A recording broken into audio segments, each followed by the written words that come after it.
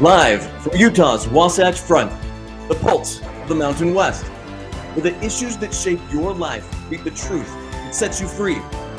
Across Utah, across the Republic, and around the world, welcome. This is KMMU.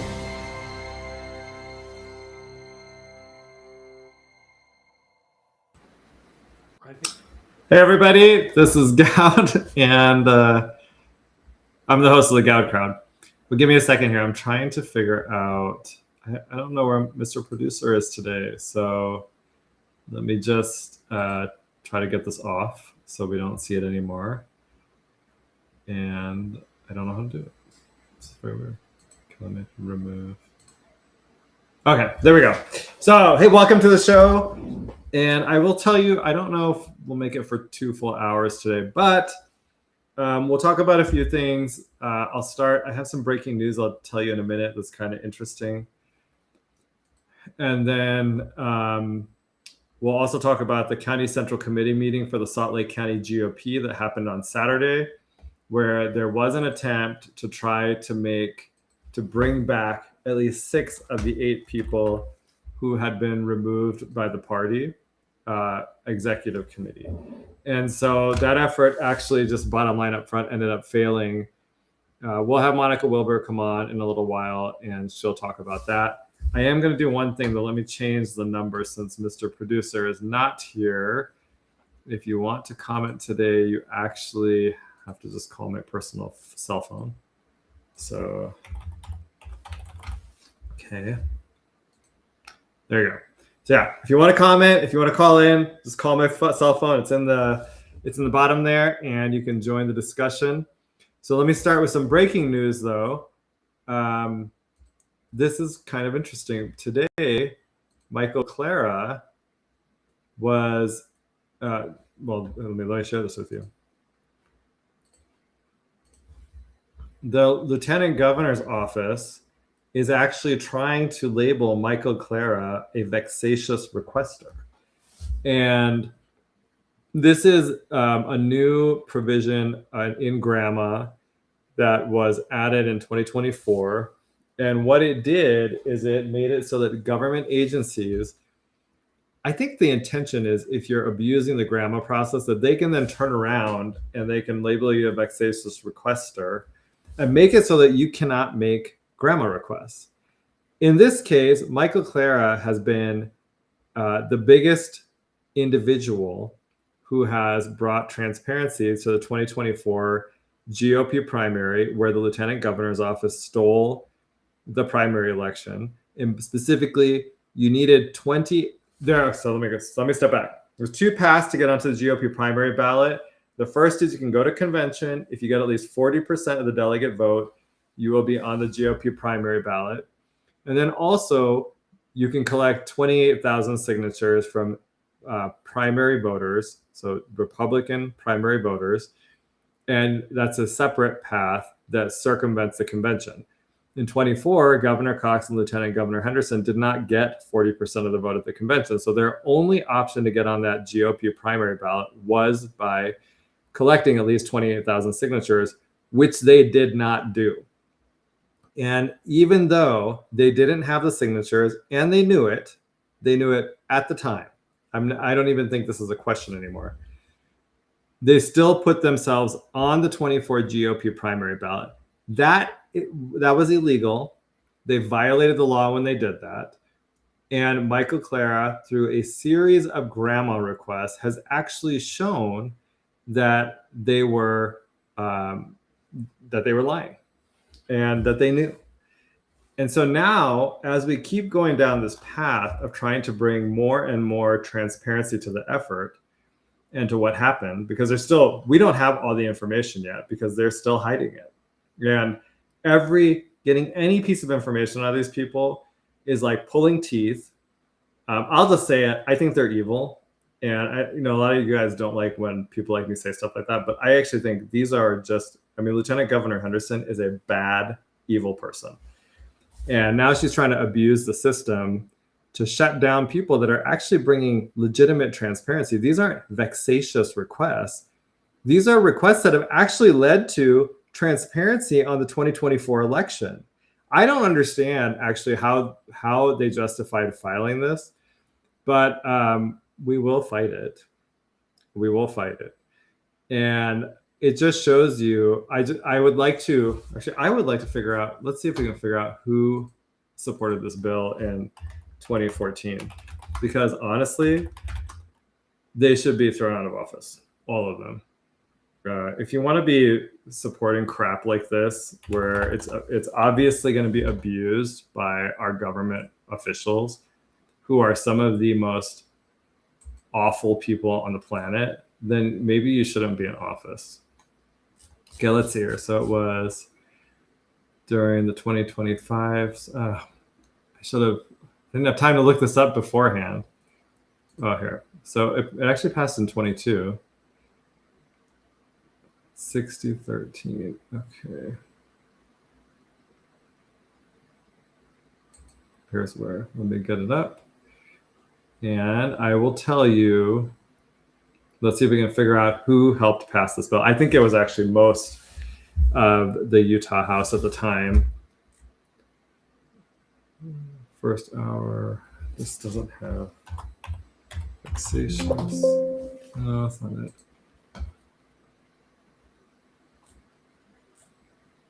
That's so annoying. They don't have it very obvious in here. But okay, the point being, vexatious request. He's not a vexatious requester. A lot of his requests have actually led to the exposure of really good information that showed that they stole that election. I think that they were never expecting that to happen, and I don't think that's the first election that they've stolen. In fact, it's not. You know, from the signature perspective, I don't think that's the first. I don't think that Lieutenant Governor Henderson and Governor Cox were the first people to not get the signatures that they needed. I just think they were the first ones who were caught red-handed. I also want to say that on top of that, I mean, Lieutenant Governor Henderson has been involved in other election thefts as well. There's the 23 special election that got Celeste Malloy into office. In that case, she actually was not a resident of Utah when she filed to run, so she should not have been able to file. But Lieutenant Governor Henderson, of course, allowed her to file anyway. Apparently, that was her favorite person. She actually sent a text message. Then next time in 24, they had a bunch of ballots that went to Vegas from rural Utah. And even though they were placed in the mailbox at the right time, they ended up being timestamped the next day. And the reason for that is because of the time it took for them to get to Vegas before they were stamped. And they chose not to count those ballots, even though they could have. I think there's a provision in our election code that allows them discretion to count ballots in those types of situations. And they chose not to. And they specifically chose not to because the ballots were coming from areas where her primary opponent was the strongest. Just on that, they also did another trick, which is not giving candidates the cure list. And so Utah County gave everybody the cure list. And so that Salt Lake County gives candidates the cure list. So you have these two big counties. Washington County does not. And so in that 2024 primary, when Celeste ran against Colby Jenkins, he beat her by 20 points in Washington County. And so, but Washington County declined to give him the cure list. They wouldn't give it to any candidates, while Utah County did and Salt Lake County did. And so what that did is it set up the system where you could go and you could cure ballots in areas that were strong for Celeste, like Salt Lake County, but you could not cure them in areas that were strong for Colby. And that led to certain people being on, that led to people, I think, ending up in a situation where they were, where you could cure, again, where you could get extra ballots because you're curing these signatures in more liberal areas, and you couldn't do it in conservative areas, which benefited Celeste. I mean, she only won that primary, I think, by 100 and something votes. So all of those games that were played truly made a difference. And I think here, what I think is indicated by this filing by the Lieutenant Governor's office is that they cheated. They know that we caught them red-handed. And so instead of just coming clean and releasing the information, they're actually trying to shut down our ability to file grandma requests. And I think that means that number one, they know that they're guilty. And number two is they're going to continue to cheat. And so they're hoping that they can shut down the people who have done a lot of effort to bring light to what has happened with our election system. Okay. And so that's breaking news. I can't believe it personally, although I can, because Utah is the most corrupt state in the country. I've been constantly telling people this, and people for some reason don't believe me. The most corrupt state, 100%, hands down. No state even comes close to competing with how corrupt our state is. And with that, let's talk about, give me 1 second. Oh, yeah. Okay. Let me get, I had another thing I thought was kind of interesting before we talk about the, the CCN. So, and that would be, okay. So today they had a debate for between Celeste and Phil, and you guys can all check it out. It's on YouTube right now on PBS Utah if you weren't able to see it live. And then also it'll be on tomorrow at 6 p.m. And it was actually I thought, pretty cool. Like Sophie, and Sophie, Monica, and I actually were in the green room with Phil, kind of talking beforehand, talking afterwards, I should say. And but I thought that the debate was well done.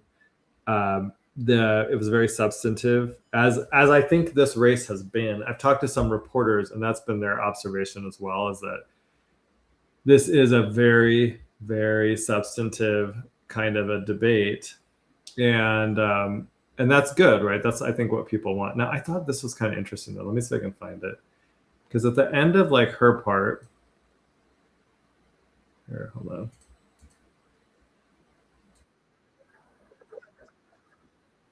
Okay, there is this. Hey, Mr. Producer.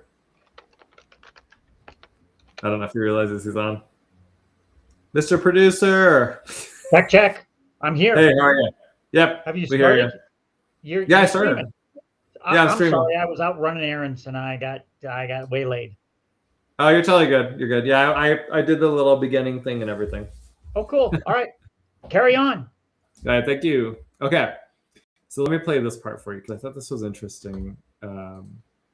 It should give you a sense of how Celeste thinks, but here. Of course, now makes it so that more water gets into the system and gets to the lake.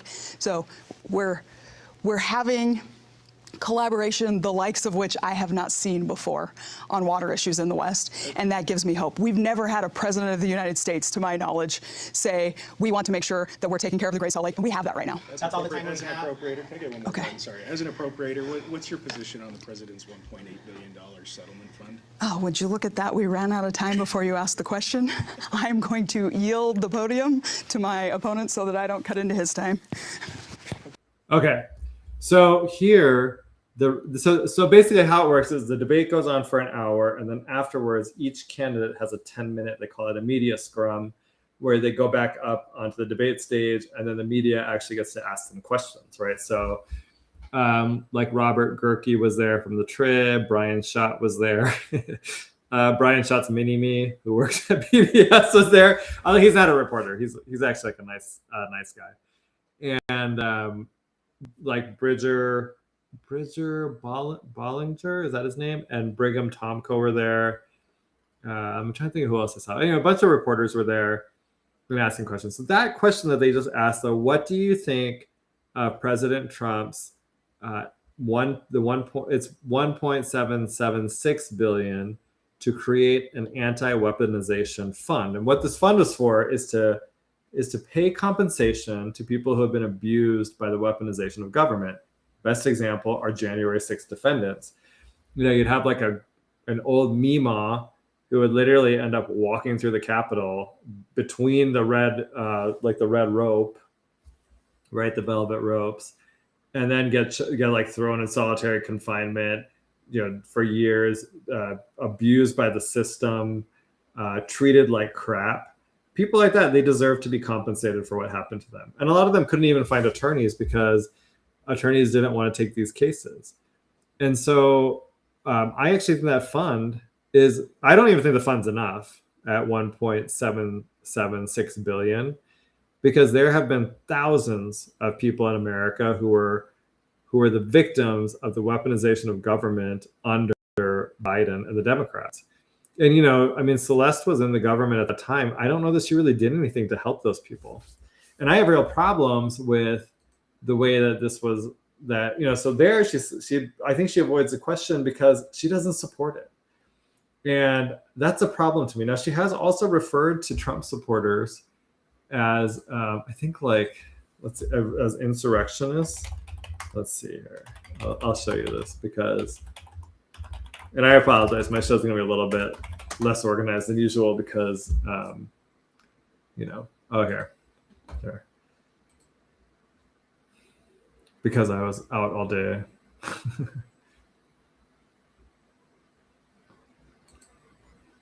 So she said here, she blamed Trump supporters for January 6th Capitol riot. And then, even while still locked down, I was getting a lot of phone calls asking if this was a false flag attack. Oh, I don't know how to get in here. Oh, I have an account. Wait, hold on. Let me stop sharing for a second while I log in. So y'all can't see my account. It's not working. Okay, let's see here.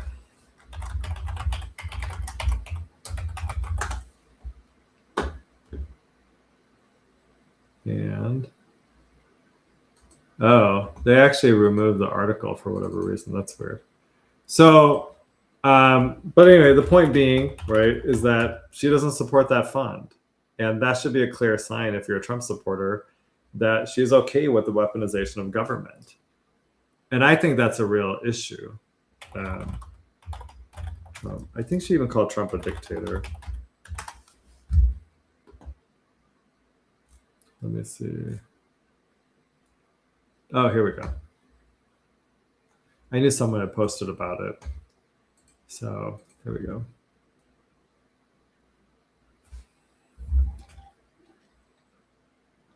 So she called Trump a dictator, or compared him to a dictator, and then also said his supporters support a dictator. So that's like a real problem, right? And so now she doesn't even understand the issue, which, oh wait, I didn't want to hide this. Sorry, this keeps, let me do this. Hold on. How do I?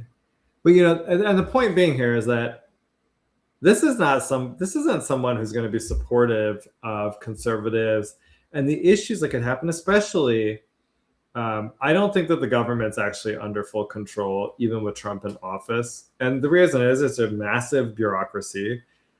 He doesn't even have, I think I heard the other day, he's only gotten 30 some U.S. attorneys confirmed. Most of the U.S. attorneys are acting.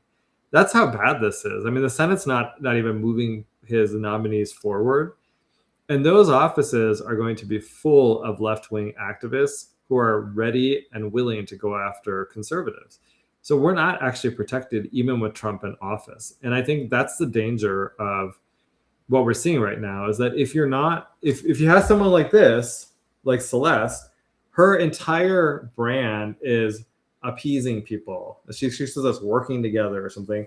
But at the same time, she doesn't actually serve her constituents, her conservative ones. She's a liberal. She's very comfortable in that space.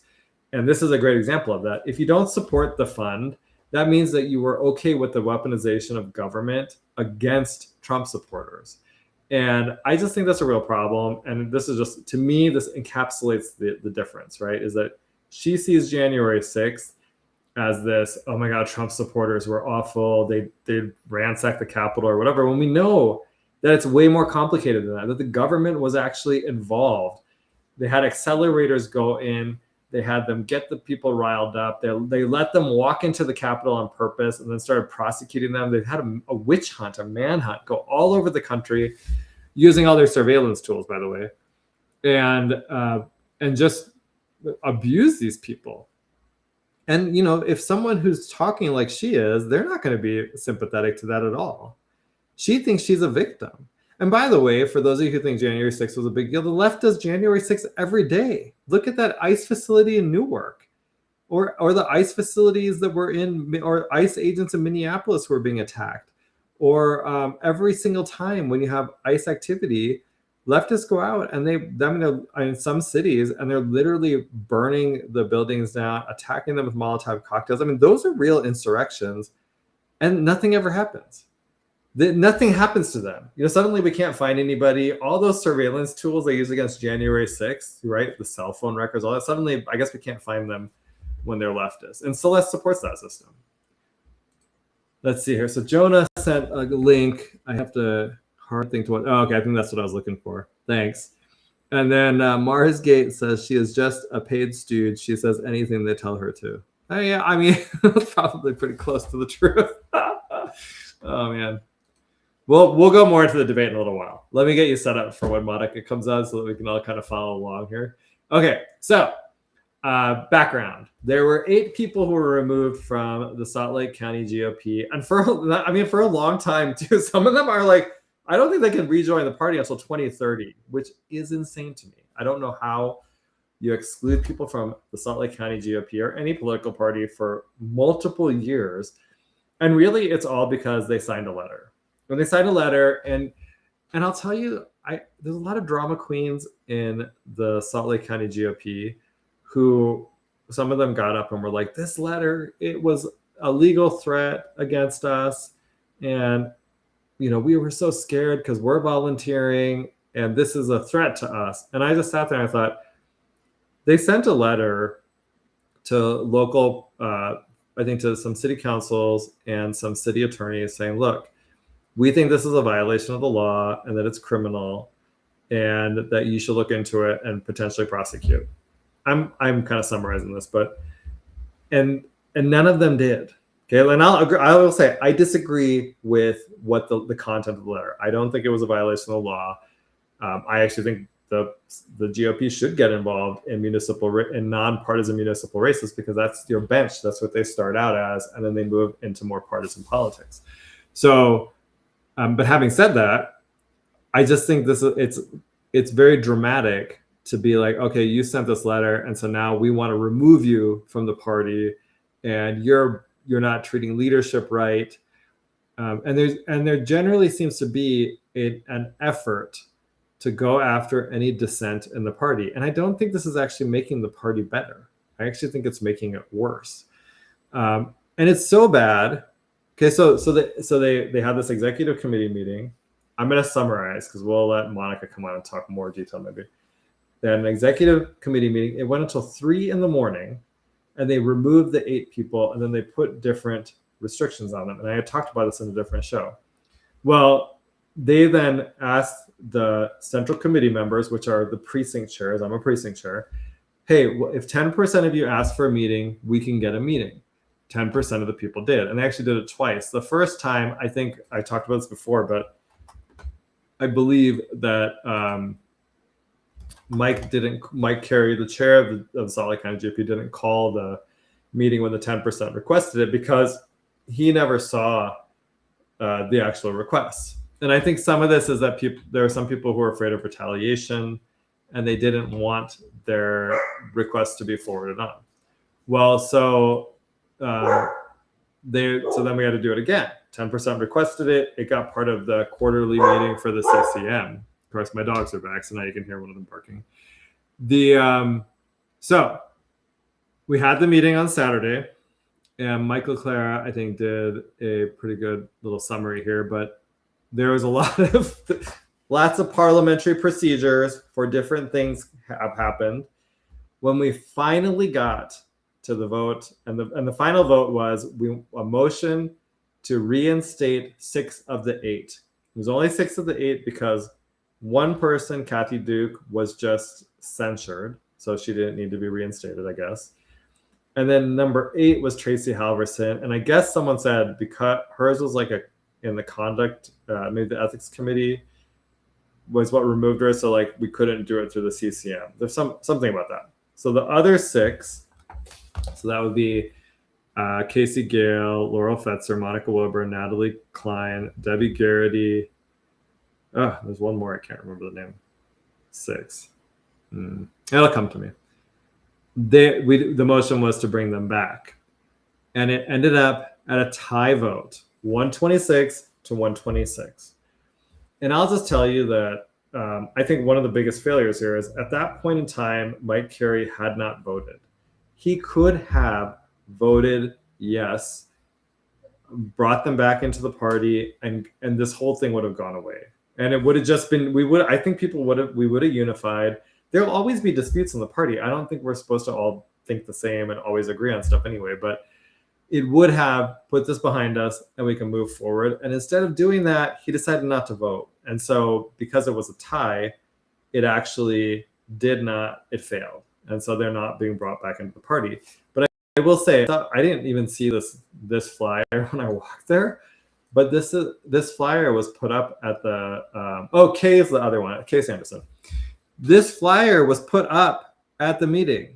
It literally has pictures of them with X's, like the circles and the little X, the X through it.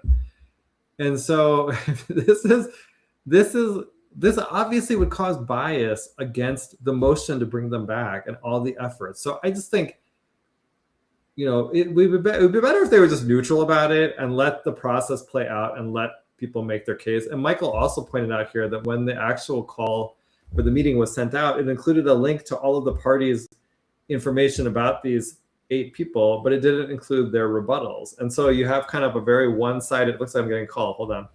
Okay. Hello? Yeah.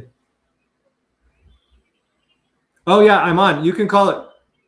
No, I'm actually doing the show right now. Why don't you can actually call the line for the show.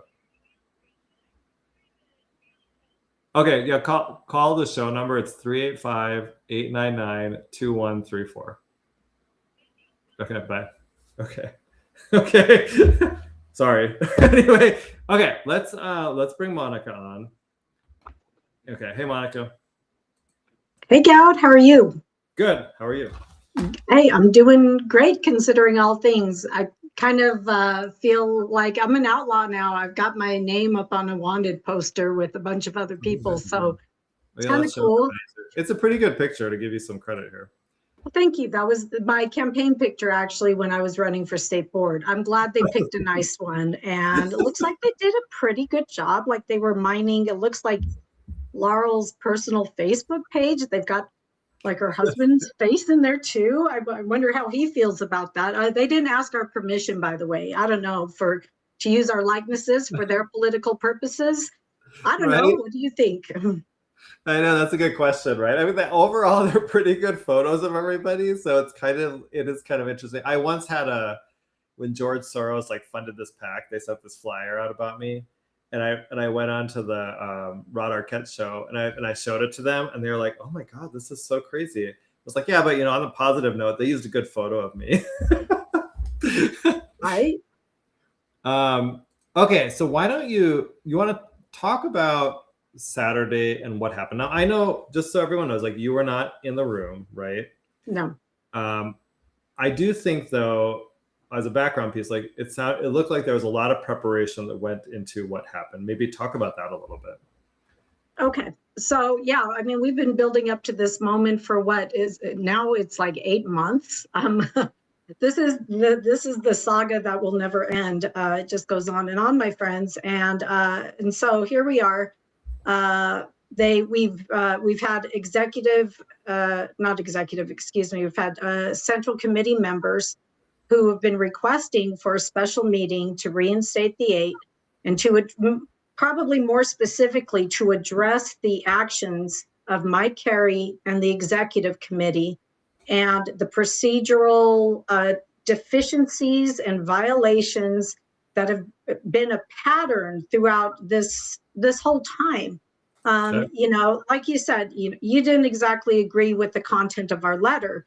But really, the gist of our letter began with, does the executive committee, which is not an elected body, it's an appointed body, It's 23 members. Does the executive committee have the unilateral authority underneath the Salt Lake County GOP bylaws to decide to speak on behalf of the entire Salt Lake County GOP, which is thousands and thousands of members? Does it have the right to say, oh, we're going to nominate essentially or endorse, and we'll use those terms interchangeably because in this case, an endorsement does effectively work out to be a nomination absent a proper nomination process. And so do they have the ability to endorse their preferred candidates in these races? And just to give you an example, one of the candidates they were trying to endorse was a proponent of 15-minute cities and for the gondola as well. I would imagine there are many Republicans in the county who are not down for that kind of thing, and they would be frankly offended if they knew that this unelected body, essentially this appointed body, was going to speak on their behalf. None of these people were, I think there was one person on the executive committee who actually lived in the area where at least one of those endorsements was taking place. But, you know, I think this is a deeper problem. But anyway, leading up to this, we have Mike Carey ignoring requests. There were 2 requests for a special meeting, and under Robert's Rules of Order, a special meeting has to be its own thing. It's not an agenda item, it's its own thing. Well, what did Mike Carey do? He put this special meeting on as an agenda item. On this meeting, finally, after ignoring it the first time, and by the way, our bylaws say he has to call the meeting within 20 days. Both times that 20-day deadline lapsed. So it's just I think he would argue though, so like during the meeting, he explained that, he said that it doesn't require a special meeting, but he also said that it has to be called within 20 days, not held. So the call went out, he said within the 20 days of receiving the 10%. Does that make sense? I mean, do you think that's a misinterpretation? Yeah, he's splitting hairs though. I mean, the idea is then I guess technically he could call the meeting for 500 days, later. Like if that's really, I mean, really, what's the threshold? And a common sense reading of the bylaws would dictate you call it within 20 days. It's a special purpose meeting. And so if you go to Robert's Rules, it's very specific about the requirements for a special meeting. Mike Carey loves to spin his own interpretation of the bylaws as if it were fact, and it's simply not. And that's been, again, a pattern of behavior this entire time. Well, finally, we get this item on an agenda, even though it's not its own special meeting. But you threw up our wanted poster there. And that's something Mike Carey's been doing this whole entire time, is trying to bias the body, prejudice their opinions against us prior to any proper adjudication. My husband's in a precinct chair chat, and one of the precinct chairs, who's been around for, I think maybe a few cycles here, said, "I feel like we're asked to be jurors in a like a court-like situation when we haven't been able to see both sides of the evidence." So we have a very one-sided, very biased, very prejudicial presentation of the facts that Mike Carey has been presenting to the County Central Committee members. And I guess in the hopes that they would, turn against us and think that we're the problem, when really we're just pointing out there's a problem. We're the messengers, and he's telling them to shoot the messengers. Yeah. Okay. So we get into this meeting. There were a lot of different kind of parliamentary requests that were made, right?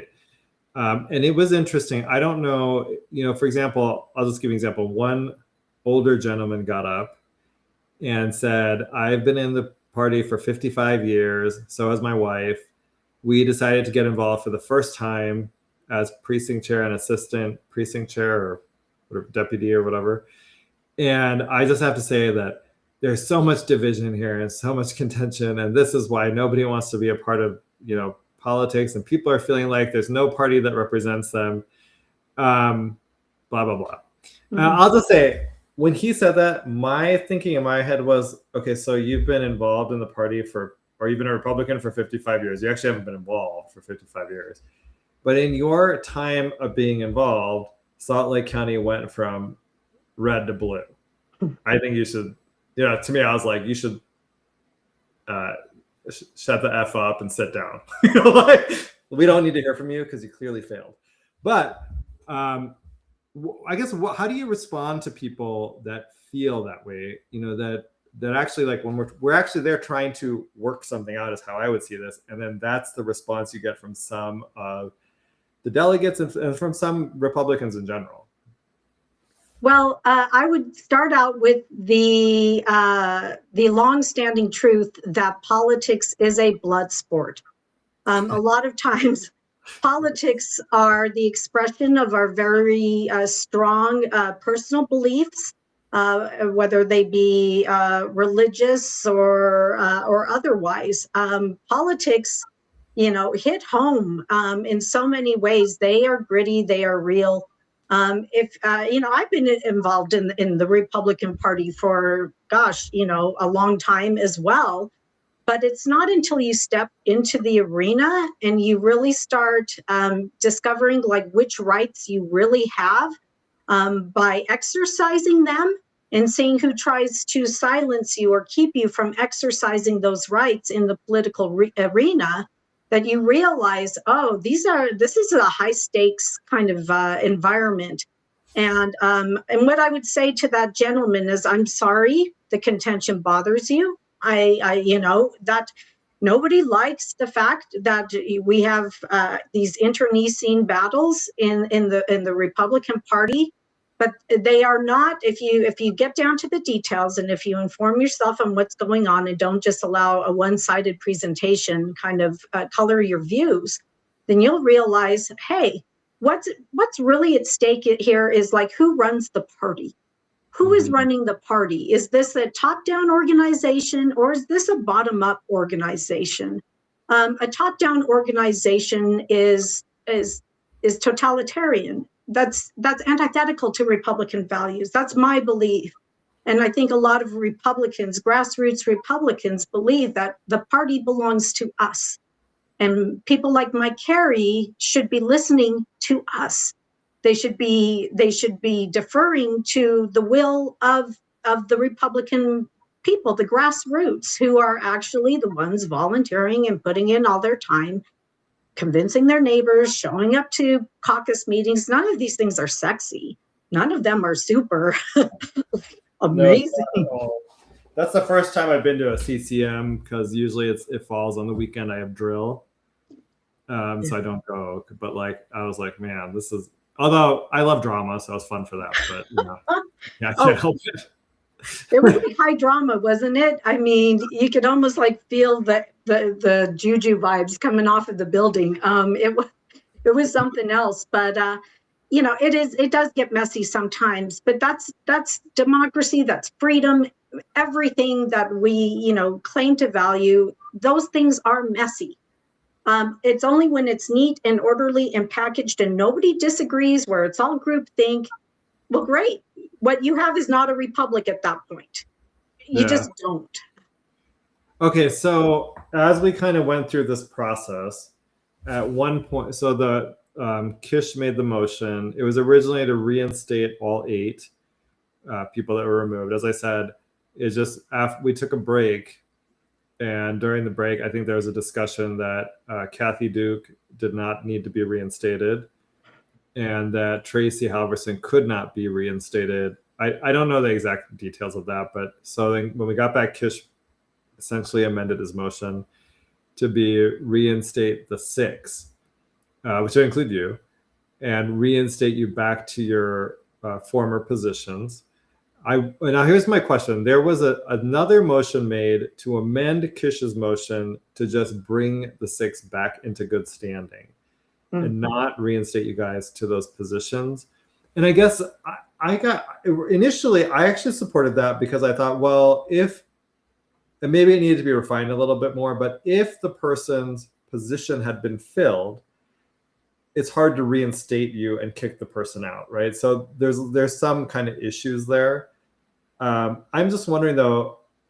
Well, let me say this. I originally voted for it, and then somebody told me, no, don't vote for that. That we want full reinstatement. And so I was like, are you sure? I mean, I'm fine either way. And they're like, no, we have full reinstatement. So I actually ended up voting against that motion, and it failed by one vote. One vote. Let me set this. So I'm just wondering, what was the strategy there? Like the thinking between reinstatement and bringing them back in good standing where you could then run again, right? That was kind of my thinking on it. But well, a normal person, right? Somebody who doesn't have a bias against us in this situation would I think they would project their good intentions and their good interpretation upon a well-meaning interpretation upon good standing. The problem is we haven't been dealing with that with Mike Carey and his it's been his interpretations that have seemed to be prevailing in all these situations. His interpretation of the bylaws, his interpretation of what due process constitutes, etc. Like, for instance, I know somebody was saying, you just mentioned Tracy Halverson, right? Oh, she can't be reinstated. She actually had a complaint go through the ethics committee.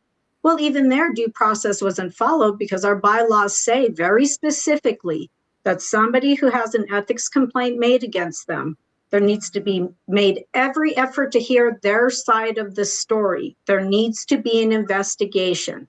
Was that ever? They need to be able to produce witnesses for their side. Was that ever afforded Tracy Halverson? No, no, and no.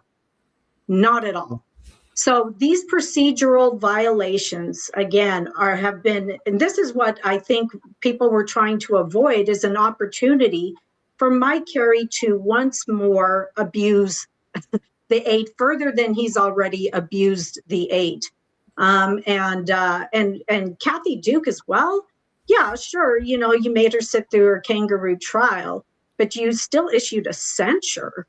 And so she should not have had that censure. Like, she did not get due process at all. Any of the penalties imposed upon the 8, and all of us had multiple penalties not allowed underneath the bylaws. The bylaws say the executive committee can correct, censure, or remove from positions, right? What did they do? They're like, okay, you can't have children, for the next 20 years, and you can't do this, and you can't do, they're just making up rules that simply aren't there. And I'm exaggerating just a little bit, but they said you can't show up to future events. Until, isn't it 2030? 2030, which, if you notice, the date of reinstatement was May of 2030. Well, when does caucus convention happen, Goud? March, it happens right? In March. Yeah, right. So it's purposeful. Yeah, so that means that would preclude us from running again for delegate positions or anything for another 2 years. It's effectively a sneaky way to impose a 6-year ban on the members. So I think the strategy there was to be like, okay, I think some people still believe that something would be better than nothing. But then really, I think the people who've been watching and paying very close attention to Mike Carey's MO and all this wanted an all or nothing, straight up or down vote that would exonerate all of us. Simply because the procedural violations were egregious.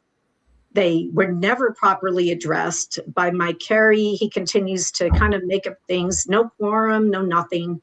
And I think that was the mindset behind that. Yeah. Okay. On Kathy Duke, right? Mm-hmm. I think that she actually did go to her trial, right? Because I thought maybe her husband represented her. And the reason I bring this up, though, is because when the debate was going on this motion, I think it was Roy Piscaldo got up and said, well, the reason why Kathy was given a censure is that she said she was sorry. and the others have not shown any remorse or said they were sorry. And I listened to that and I thought to myself, oh man, we're like, so here's, like I said, I disagree with the substance of the letter. I think what has happened since is a complete overreaction and ridiculous. But I just thought it just felt like a Marxist struggle session. Like, until you say you're sorry, we are not going to, we are not willing to forgive you. And I'm like, oh wow, I don't feel like that's what we're talking about. I think we're actually talking about like there's due process issues, like you said, and then we're trying to actually resolve this issue. Sure. And I don't know if you have thoughts on that. I thought that was interesting. Yeah, I know one of the reasons I did not appear before this kangaroo court was because, again, like in our letters, it said you need to prove why we should find you not guilty. Now, you're a lawyer. That's like backwards. You tell me how that works, right? Yeah, that's crazy. That's actually very difficult to do, proving a negative. Right. They've already decided we're guilty, essentially. They signaled it right there. You need to prove that you are not guilty. Okay. The burden of proof is always on the accusers, right? I guess, or whoever. But since the charges, and Mike Carey says this all the time, he said it on the record, we, meaning me and the executive committee, have preferred charges against the 8. And then we found them guilty of the charges. You're a lawyer. What's the problem with that? Oh my God. It's like they're the judge, jury, and the executioner. That's wild. It is wild. This is why this case has been mind-blowing. We did throw up a website. It's called guardianpost.org. And you could read the breakdown of all the procedural violations, one by one by one.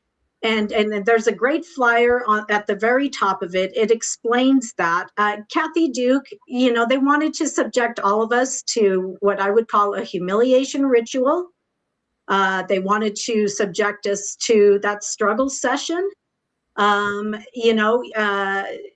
was a good sport, and she went, and it didn't make any real difference because, at the same time, I think they wanted us to basically kind of like, to just kind of bend the knee to their authority. And they didn't have the authority to do the thing they did in the first place, which was take that unprecedented step to endorse in municipal elections. By the way, Goud, on our website, if you go a little bit lower, there's lots of good information there. And the source documents are super solid, but look at that endorsement history right there. Click on 1C. You just clicked on endorsements. If you look at, Mike Carey likes to say, it's been standard operating procedure for the party to endorse in municipal elections. This is straight from the Salt Lake County Republican Party website. The first screenshot is from 2021. And if you read it, they don't endorse any specific Republican candidates over other Republican candidates. They, in fact, direct Republican voters to vote for whichever candidates they think best uphold the party platform or something to that nature. If you go up a little bit, you will need to decide which Republican does this best. The Republican Party encourages you, the Republican voter, to vote for Republican candidates who promote the principles found in our party platform, but they don't throw their weight towards any specific candidate. That was 2021. You go to 2023, there were municipal elections in 2023. They don't have any information about any of them. They throw up this placeholder, Celeste for Congress. Well, way to go, guys. And that's it. There is no documented history of endorsing municipal Republicans in municipal elections, specific ones for these municipal elections. So Republican candidates, they're just making up stuff. So I hope that helps. Okay, we just lost Sarah Monta. She's going to come back. Oh, dang, sorry. Okay, I was trying to let you finish your thought before I brought it up. So Mars Gate says, if those people that were endorsed were promoting smart cities, then that really puts some more light on the purpose of the letter for me. and maybe that's something we should have said, is just like, not all Republicans are equal. And to give, if you want to give them just a really good vetting, which is what we are not doing as a party, we're not kind of trying to really vet against the platform. Somebody, slaps a little R label on their chest and then walks around acting like, they're legit. And if they're not, then why are we pretending that this is somebody we want to throw party resources at? The party's blessing toward? Why? Like, this is why we've lost the party. You made the point, and it was an excellent point, Goud. You made the point that Salt Lake County is blue. It is totally blue. Has Mike Carey made it any redder? No, he has not. In fact, I don't know how many Republicans I've talked to. My dear aunt passed away like back in a couple of months ago. And I went to her viewing, and I had like people I hadn't seen in like years come up to me and say, "What in the world is going on? What in the world is going on?" And with you, like they were flabbergasted, and I'm like, it's nuts, isn't it? It doesn't even make any sense. They're like, well, this makes me think twice about the party and its integrity and its willingness to, I think, just be transparent and honest. And it's really important to understand that you can't just be slapping the R label on anybody. If you want people to endorse in nonpartisan races, then let the delegates of those areas do that. Yeah. Figure out a process, put it in your bylaws. Utah County has done it. Guess what?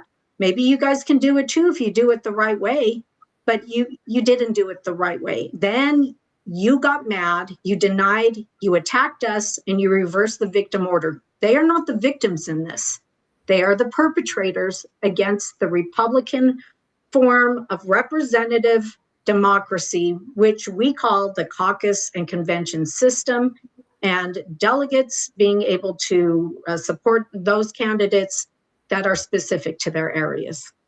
Yeah, I hope that it doesn't turn more blue. I don't have a lot of faith that we're going to have a good midterm generally. I don't know, I might be wrong, but and I think in Salt Lake County, we have an additional challenge that we do have a blue district now, and the Democrats are going to pour money into it. So it's going to be very difficult because that's going to that'll help them down ballot, especially within CD1, right? So I worry about where we're heading right now. I don't know, and I don't know how any of this helps that either, right? Because, as a party, I don't know that we're always like kind of, arguing about stuff and disagreeing about issues, and that's all good. But this has gotten very personal. Yeah. And I guess, so it ended at that 126 tie vote, meaning that it failed. So, in baseball, tie goes to the runner. In voting, I guess it goes to the status quo. So what are the next steps? Where does this go from here? Well, I think we've discovered from this. I think there was a point in the procedures going on with the voting, where I think Sarah Montez, who is the vice chair of the Salt Lake County Republican Party, where she brings up like, hey, how come we should be announcing these vote totals like openly, and instead of having them secretly whispered to the chair. She brought this point up with the chair, and the chair said no. As long as Mike Carey is able to be the arbiter of what happens, he's in charge. You can't question him. You can't put a check or a balance on him. I don't know that much can be done. In other words, we got to go kind of above his head in some way. But the Utah GOP has been worse than silent on this issue. Some of us who were elected as state delegates, myself included, we filed a challenge to us not being recognized as state delegates at the state GOP convention.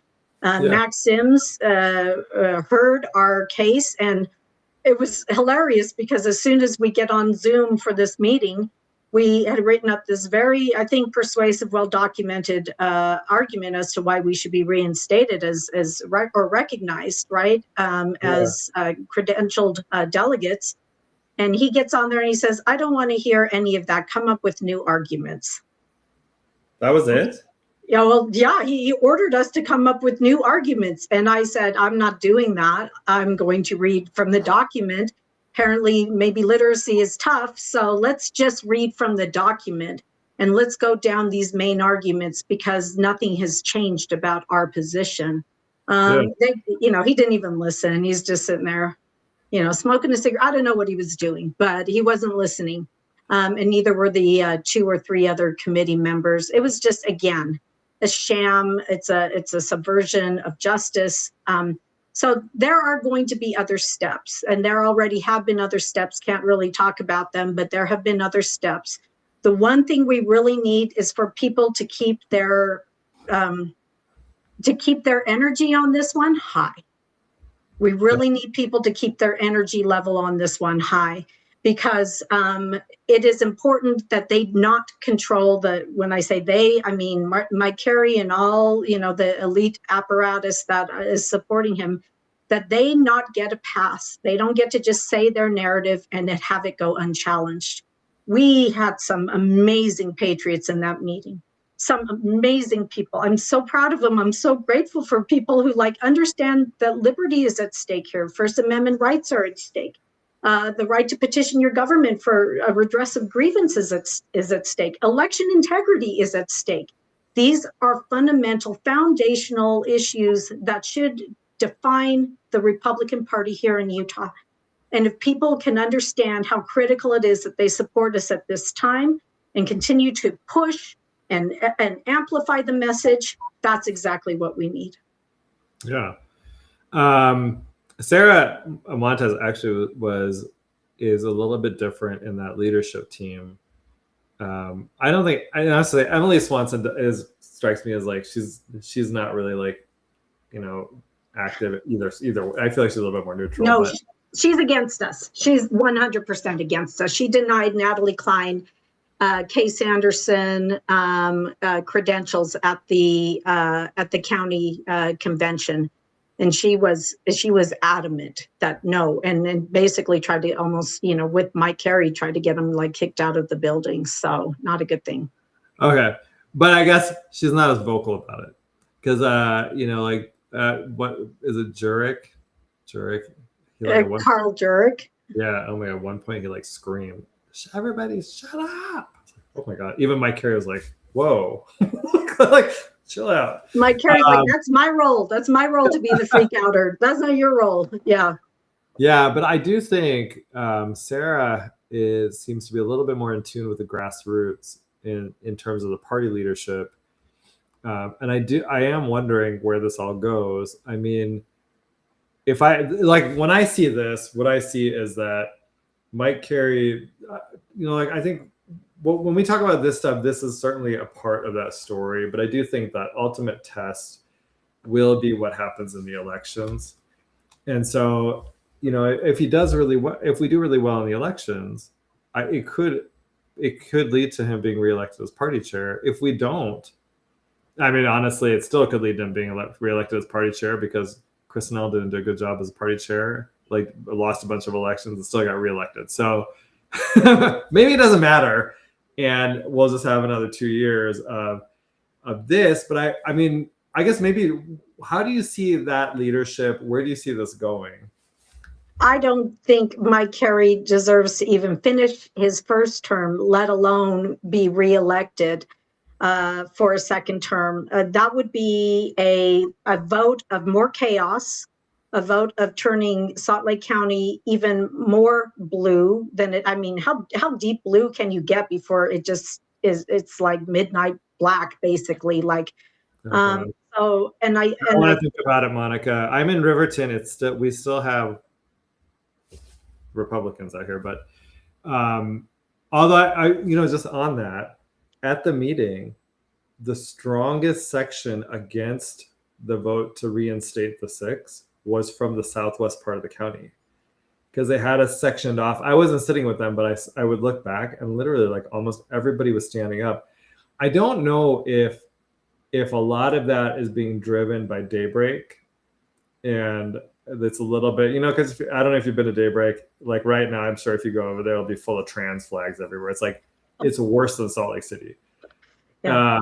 And so I was just kind of surprised by the reaction of the part of the county that I live in, which is considered like the reddest part. It was just kind of weird. Oh, and yeah. I don't know, were you guys getting responses like that? Would you see any regional differences? I would not doubt that there are not pockets of a very Democrat blue within the county. Like we all know, even out where I'm at on the west side of Salt Lake County, out here, West Valley, Magna, and they're just, we have I think there's kind of like these different flavors of Republicans. Sometimes we have these like slot machine Republicans. They just pull the lever on anybody with an R by their name, right? We have the dyed-in-the-wool establishment Republicans. Anything, their job is to preserve that establishment, that good old boys club, and not let anything rock the boat. And then you have like the grassroots, the real, what I would call the reformers, the ones who are like, you know what, we need accountability, we need transparency, we need honesty. And if you have an R by your name and you're not transparent, you're not honest, and you are not accountable, then you're almost worse than a Democrat, really. I mean, how are you any better? There are honest Democrats, at least you know what you're dealing with. But when you have a dishonest Republican, oh my goodness, the wolves in sheep's clothing, they're still wolves. They just have a nicer woolly suit on. Good for you. But I think they're the biggest danger to the party, because then you start to see that the platform get diluted. You get to see the grassroots demoralized and discouraged. Because who represents us? Who represents us in the party? Sarah Montez showed an incredible amount of integrity, and she focused very much on the procedural defects that have been present this whole time and the double standards. We need people of integrity who can say, look, I'm just going to call it like it is. And this thing that had to be there simply wasn't there. Give me that person. We may have disagreements, maybe on a policy issue here or there, but at least they're honest when it comes to, the equal application of the rules and the law for everyone. And that's the only way we can maintain any sort of cohesiveness as a party. But you're right. We have people who are still infiltrating the party. I would say it's been way more infiltrated than most people realize. Yeah, I actually think establishment Republicans, it's a uniparty with establishment Democrats, right? So, and you can kind of see this playing out in these congressional races as well. If you look at the CD1 race, Ben McAdams is uniparty. So, in his debate, he actually said, oh yeah, some data center, they paid him money for quote unquote consulting, so essentially lobbying. And, oh, that's not a problem. Like, oh, that's so of course he's not going to have an objective view of data centers because they're paying him to promote their cause, and he would be totally comfortable in the same room as Governor Cox. And wow, it's Pride Month, so like don't go too far with that in your head. But like when you think about it that way, you realize like they're the exact same. There's no difference, and so. Even though I find like someone like a Nate Bluin to be kind of a nut job, I at least appreciate that I honestly know he's a nut job. Like I know what he's going to think on issues because he's pretty transparent about his, like his viewpoints. So he's a crazy leftist, but like I actually find you can work with people like that easier, because when you find an issue where you agree on, you can actually go and you can be like, okay, I'm going to work with this person on this issue. We can disagree on everything else, but I I know that we agree here. And with these kind of uniparty guys, I think all they're doing is they just go wherever their donors want them to. Oh yeah, they're shapeshifters. It's hard to get a grip on a shapeshifter.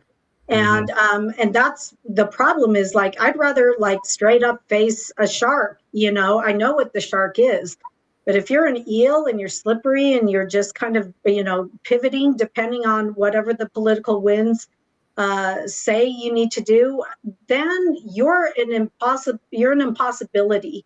You are, I think, a reckless and a dangerous entity at that point, because without being able to, like, you know, if you can't recognize the enemy, or if you can't recognize a person for what they are, it's very hard to like work your way around them and to figure out, where do you stand in this situation? I don't know how many times I've dealt with legislators who they just sell out. It's like, we got to work with Equality Utah. We got to do this. They have to come to, you know how many are beholden to them, or who will campaign for candidates, Republican candidates who have been endorsed for them? Carrie Ann Lisenby, Melissa Ballard, Nicolene Peck. Carrie Ann Lisenby was endorsed by Equality Utah? No, she campaigned for Mike Byrd in Murray, who was one of 2 Republicans endorsed by Equality Utah. The other was Anthony Lubay. And so, but they're out there promoting these Republicans who, in order to get endorsed by Equality Utah, do you know what you have to do? You basically have to like pledge your fealty to Equality Utah and say, I will work to promote their agenda throughout the legislature. And yet we have Republicans who like turn a blind eye and say, oh, well, they're Republican. Don't you know we got to flip that seat? Really? Are you flipping it? You think you're flipping it? I mean, that's great. That's like, when I ran for clerk, they would not endorse me, even though I am literally gay. Like, because I don't agree with them or anything. Which to their credit, like, it means that they're actually after a policy and they're not actually after identity, right? They only want to endorse. So like, and I think in the same cycle they endorsed Amy Winder Newton, which was like, I mean, it's like, just, you know, cherry on top. She's obviously not a Republican unless you don't know what a Republican is. But it's like, it's crazy though. They kowtow to Equality Utah. I don't know what happens in those back rooms. And it's Pride Month, so you can let your mind wander rile. But like, it's just crazy to me, because every single time it's like, oh, we have to talk to Troy Williams, and it's like, why? Although I do want to add, Troy is no longer the executive director of Equality Utah, and he deleted his X account. Wow. Well, he was something else, wasn't he? I can't think of somebody who's done more damage, I guess, besides the complicit Republicans, right? Like, here we are, Republican trifecta, Attorney General's office, both the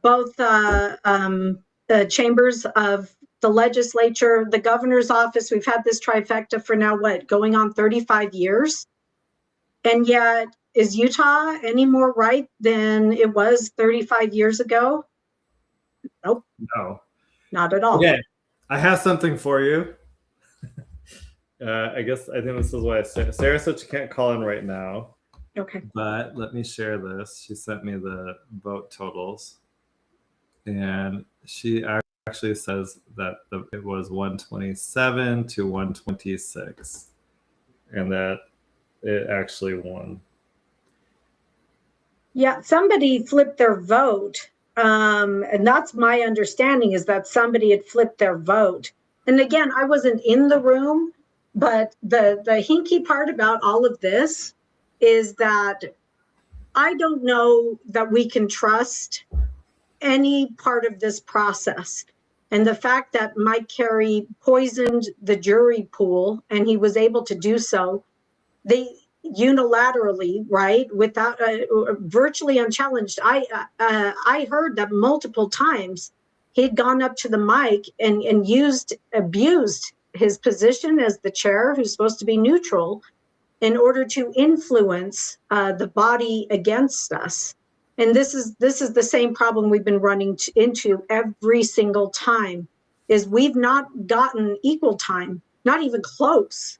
And so, yeah, my understanding is that a vote was flipped at the end. That's not, no. So what she's saying is that she actually got these numbers at the time that they were counted from each of the volunteers. And that one of them then told her, I think it's going to be Tiffany, said, oh, I need to go and recount. I was in the section where they recounted. Yeah. And it was not a tie. So she wrote these numbers down as they told her. Then Judy switched her vote. Steve Ace called for a recount. The chair ignored him. Nobody saw or remembers how Judy voted, so we just basically trusted her that she voted with us and changed it to against us. But what if she voted against us the first time? That's interesting. It is interesting. I'm highly disappointed in Judy Rohner's actions here. I think she needs to account for them. Because if there's one thing I hate, and this gets back to that shapeshifter argument, it's one thing if you're just, against somebody, right? You say, I don't like you, I don't agree with you, et cetera, et cetera. But it's a totally different ball game when the person like pretends they're playing for your team and then comes around the back and, hits you in the head with the bat or something like that. Like, I feel like Judy Rohner had expressed a lot of, support for us. She was trying to mediate a resolution. I believe it was Judy Rohner who tried to mediate the resolution or mediate the meeting with Mike Carey and Natalie Clausen, to try to bring down the temperature and figure out how we could compromise on maybe some issues. And what happened from that meeting? Mike Carey goes away from it and files a very frivolous, completely malicious bar complaint against Natalie Clausen. Tries to get her bar license, dinged or whatever, for just her role in saying, hey, these people they're good, strong people of the Republican Party, and you need to understand what they're about. They're not going to just lie over and play, roll over and play dead. They are, we're nothing if not kind of diehard. But anyway, Judy Rohner, kind of she had never done anything but express support for us, I guess, up to this point. Okay, so a couple of things. First, I think that this sheet that we have here kind of raises questions then about why the vote totals were not being announced as each person went to the front, right? And so it raises questions. So if you're like an election integrity person, actually, there should be transparency fully all the time. That means that maybe it did pass, right? Now we don't know. The second thing I was going to say on the Judy Weeks Rohner piece is, I know why she voted against it. Someone told me. It was not. It's actually, I think she does support you guys, but I heard that she got a mean text message from somebody. Oh, Judy always has an excuse. She voted to censure Natalie Klein and she blamed it on Matt McPherson. He made me vote that way. It's always an excuse with her to do the wrong thing. And it's not, you're an adult, own your votes. Either you vote for us because it's the right thing to do, or you don't vote for us. And you just, I guess you just have to live with it's your own vote. It's somebody could say, Monica, you're, a dip and whatever. I don't know. They could say your mama and insult me in all sorts of ways. But I have voted for people who I have not personally liked because what they were promoting was correct. I mean, that's what policy should be about. It should be about doing the right things regardless of your personal animosities or feelings towards, whoever's, this is why so many of us, both on the right and the left, have come together on the data center. It's wrong for everyone. It's not right for just Republicans or right for just Democrats. It's wrong for everyone. That's, it's not like suddenly, all these Republicans want to go trans kids. But on the data center, that's where we overlap on the Venn diagram. for different reasons, perhaps, sometimes maybe for some of the same reasons. But, it doesn't mean we love China suddenly. It doesn't mean all these things. Two things can be true. Something can be wrong. And the person who, is promoting it is someone you like. Or something could be right, and the person who is promoting it is someone you don't like. So you're going to have to decide, what are you going to do? Are you going to give in to your emotions in those situations? Or are you going to say, look, what's right is right and what's wrong is wrong. Let's do the right thing. And, duty is ours, results are God's. Let's let it come out in the wash. At least I can say I did the right thing, regardless of what anyone else around me was doing. Yeah. Okay. Well, we got a couple comments. So Marsgate says Monica should have run for office, even a big seat like U.S. Congress. You thinking about running for CD1? Oh, you know what? I ran for state board. I think I'd rather get eaten by a kiddie pool full of piranhas than run for office again. But you know what? You meet amazing people, great people. It's a really refined. You ran for office a few times, Goud. You know what it's like. It's going through the fire, and but it's such a good opportunity, though, and I think everybody should do it. We need more people. The problem is that they rig the system, and honest people don't have a chance. No, people like us don't have a chance. And if you're and it's to be honest about this, see, in your case, you're LDS, so I don't think, for me, I'm not LDS, I'm gay, and so those are real barriers. But I also think if you're not establishment, you will not get any support really from the party. No. And the money flows to the people that will do what the donors want, and who those people are. It's the same people. And so if you're trying to challenge them, it's actually very difficult. Mm-hmm. And in some ways, I don't even know if it's worth it, because you can still have an impact. You're just not going to be in elected office, which might be okay, because honestly, I don't even know how much you can get done in elected office. So you can't really. You can't. You can throw a few sticks into the spokes. You can bring awareness. Now you do have influence. I've also found that you can have a lot of influence outside of the system, and they find it much, much harder to control you. Look at what they did to Natalie Klein. I mean, the funny thing there is that, they were at her, they wanted her head from the very beginning, before she had even started voting. Right. It's like, wow, they really do set up the situation to make you fail. Now, did she fail? No, I think she did a very unusual and highly commendable thing, which was to, it's very rare that people become more attached to their principles the longer they are in office. And I think that's what we watched her do. I know that's what I saw, because I was, I put myself through the torture chamber of going to all the board meetings and watching them all every month. I mean, I deserve a medal for that. I kind of feel like I want my trophy, and I want it big. That was so torturous. And, having to watch Sarah Reel, she's so bad. She's so are all the rhinos, So it's her month, Monica. For what? It's her month. It's Pride Month. Sarah, I'm sure Sarah's got the rainbows on. She's like, house is full of rainbows. Oh my goodness. It is her month. Way to go. It's just freakish. It's like, I have no empathy for people who are promoting policies that really hurt children and sexualize them and all that kind of stuff. That's just garbage. Don't do that to the kids. Our kids need to be protected from that kind of crap. But anyway, it's all inclusion, right? It's inclusion. It's inclusion, guys. It's diversity.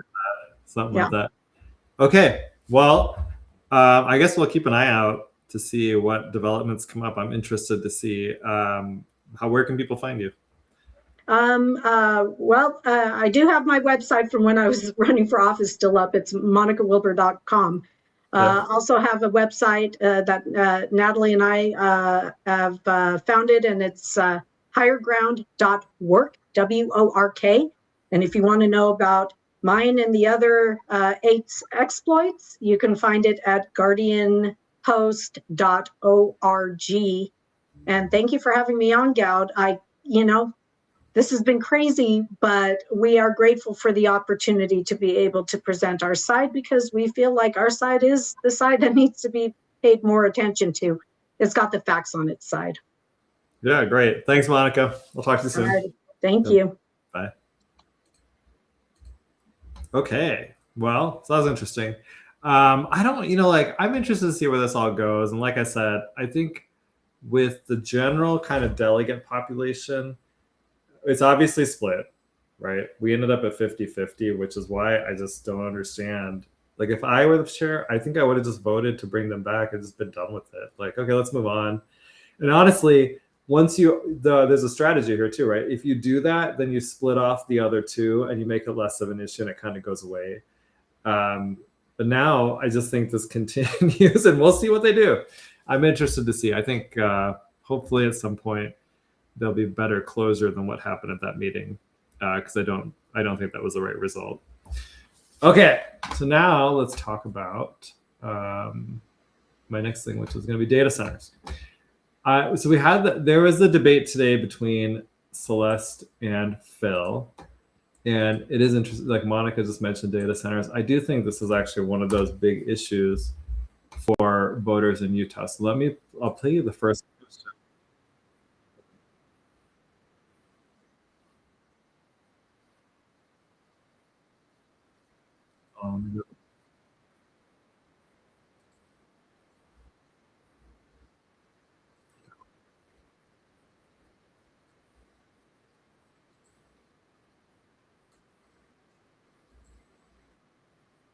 Okay, so let's watch this answer because I thought it was an interesting one. And so if you are, Marsgate says Jason Chavis did that too. He's talking about she is talking about the established Uniparty. Jason Chaffetz is definitely Uniparty, and he did take money from this, I think, Mr. Wonderful's data center. So here we go. Let's listen to a little bit of the debate. 1 minute to answer questions with up to 30 seconds for rebuttals if needed at my discretion. A random drawing held earlier determined that candidate Malloy will get the initial response to the first question. This guy actually did a good job, I thought. And I wanted to say, it's a weird comment, but his eyes are kind of small.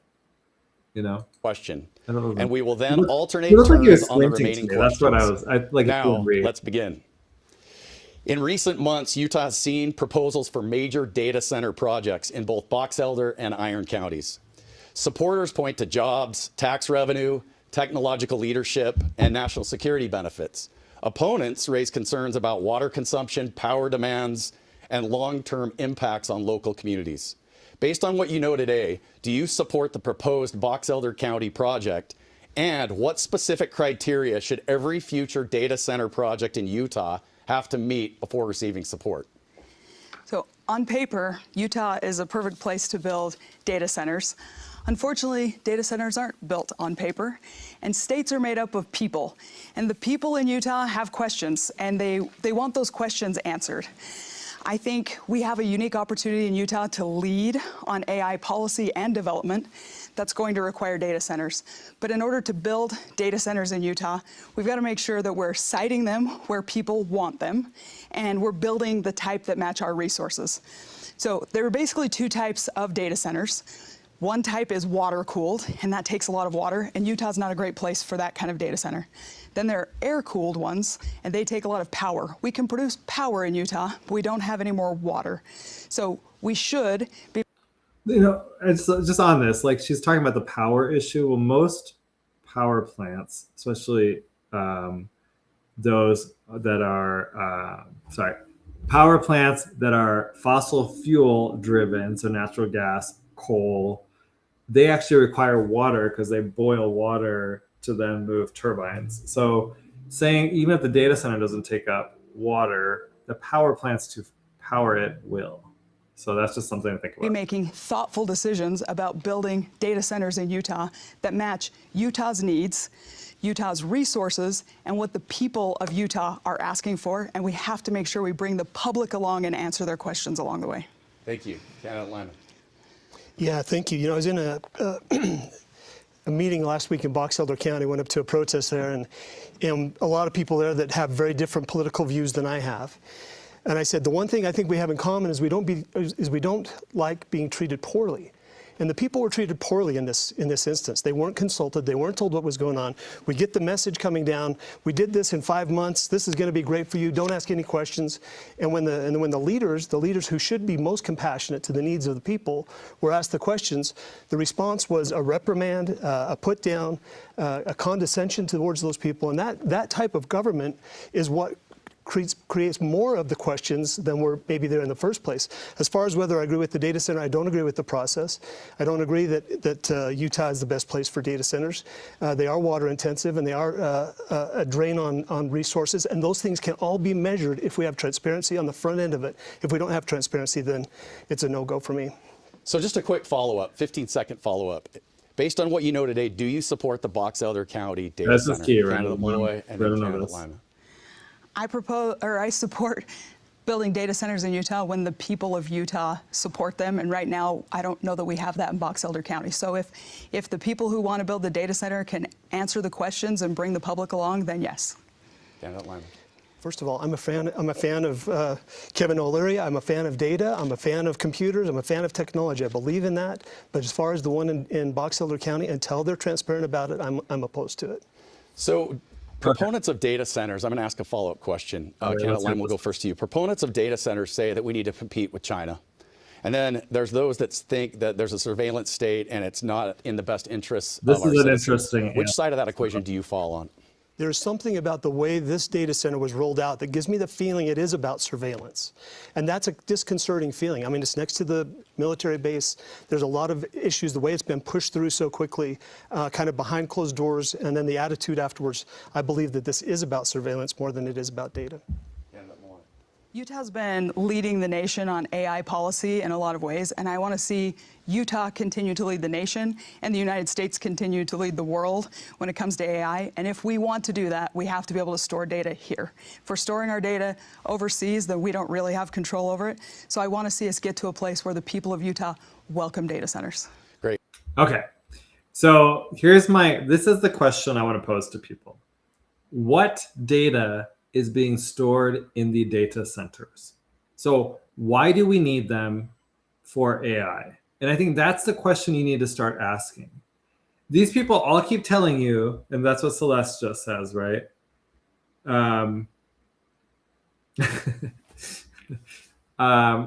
They keep telling us how we're in this race with China and we have to win. We have to win the AI race. Okay, but my question is, what does that have to do with data, right? So, like there's the one thing is these chat bots. So you can talk to a chat bot, you can have it draft documents for me before you can do all these different things with it, right? So that's one part of it.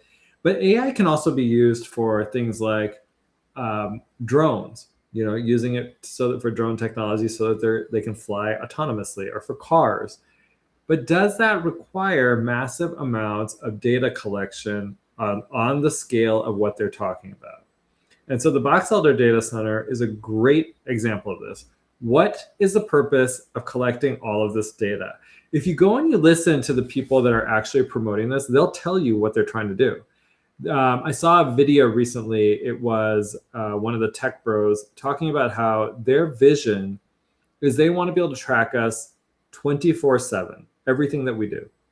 And then, in their dream world, they think like, you'll go to bed, maybe when you're sleeping, you won't feel so great. And then in the morning, when you wake up, the AI will tell you, oh, you're coming down with fill in the blank. Here's some medications that you should take to make yourself feel better.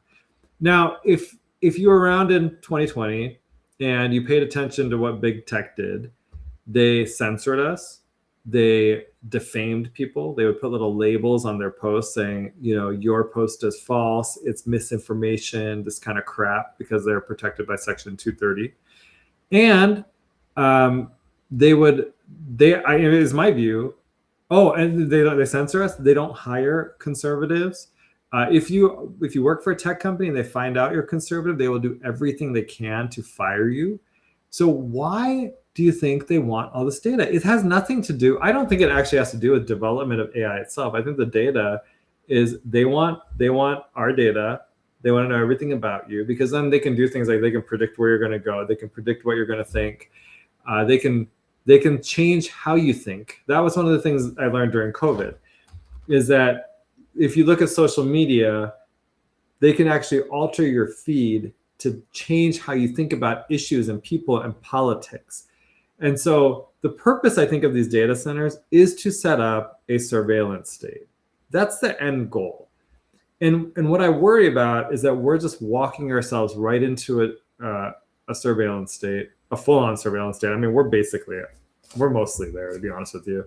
I thought, like earlier in the show, I talked about the January 6th people and how they had all this technology where they could go and they could track down the little Mima who ran through the Capitol or walked through the Capitol because she got pushed in there.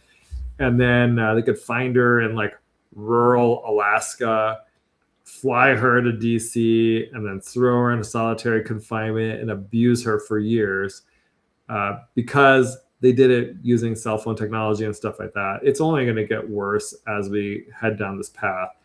And so I just think, and let me just add this, I'm not in a race with China for AI.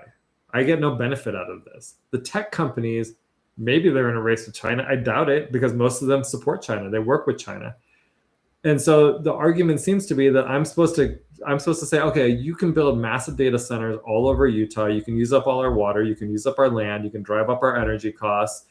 You can pollute the air, because if they build electricity, if they build power plants to produce twice as much electricity as the entire state of Utah in that 40,000 acre parcel of property in Box Elder County, it is going to increase pollution all across the state.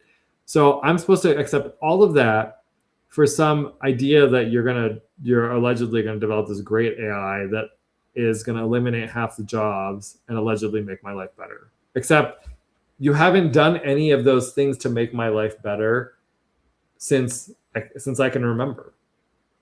You really haven't. When tech companies are given the ability to do things, they actually go out and they ruin people's lives. And they did, again, 2020 to me, COVID, the stolen election, the things that they did, I'm not getting over that. There has been no accountability for what they did, and I'm not accepting that we have to now help them in their alleged race with China. Like I said, they work with China, so I don't think they're in a race with China. I think they'll help China. Let me see here. I've got some comments from, okay, so JT Show says, it didn't alert me that you were live and I was waiting last week for you to go live. Oh, last week I actually didn't go on live. I'm late to the party. Well, thank you for showing up. After this video, can you give us a recap about Clara's petition against him? Isn't that a conflict for them to file where there's an ongoing court case about the same issues? I haven't looked into it yet. I was at the debate with Phil during the day, so I only found out about it just before the show started. I will just say, I don't think Michael Clara is an example of a vexatious requester. And if he is, that law needs to be repealed. They should have a special session and they should repeal that law. That's how stupid that is.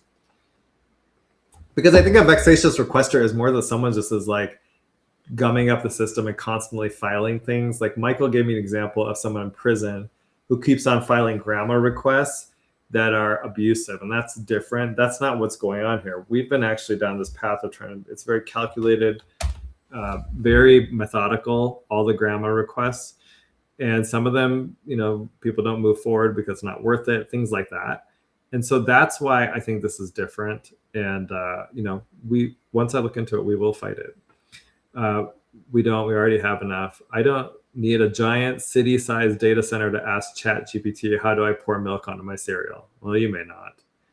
The question is, for the average person, what do you want AI to do for you that it already doesn't do? Oh, yeah. I think AI actually there are more functions for it, but like I said, I'm not really sure we need massive data centers for it. I'll just be honest with everyone. I don't even understand the economic case for these. It's they're going to spend Kevin O'Leary is going to spend $100 billion on a data center. How is he going to make that back? Is someone paying for this? Where does the money come from? I don't even think the money exists. That's why I think all of it is just weird. It strikes me as potentially a land grab. So if he's not able to build his data center, maybe he'll do some other thing with it. Maybe set up maybe he'll build a city. Maybe he'll build an industrial park. I don't know. But it just strikes me as a land and a water grab up there. And we shouldn't. I mean, now Celeste is fully on board with this because, she's in Congress and these guys are pushing hard on this AI. And I'll be honest, the Congress, they would love to have us in a surveillance state. It's like the dream come true for them. That's why I don't think we have a full sense of what's going on. And I did not like her answer. I don't think Utah is a great place for data centers. And here's the other piece. The whole data centers are a grift. They're being promoted by the government. And so everybody that makes their money off grifting on government is pro data centers. Let me give you an example of that. I saw this the other day, and it was an analysis of the Democrat debate. And these are literally two lobbyists. So let me show you this.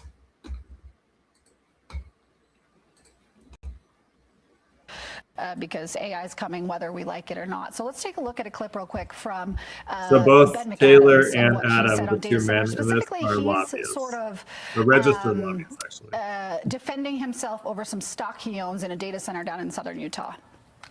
The firm was a startup, so they paid me some stock options. So those are illiquid. I can't sell them. But that was part of the compensation I received a couple.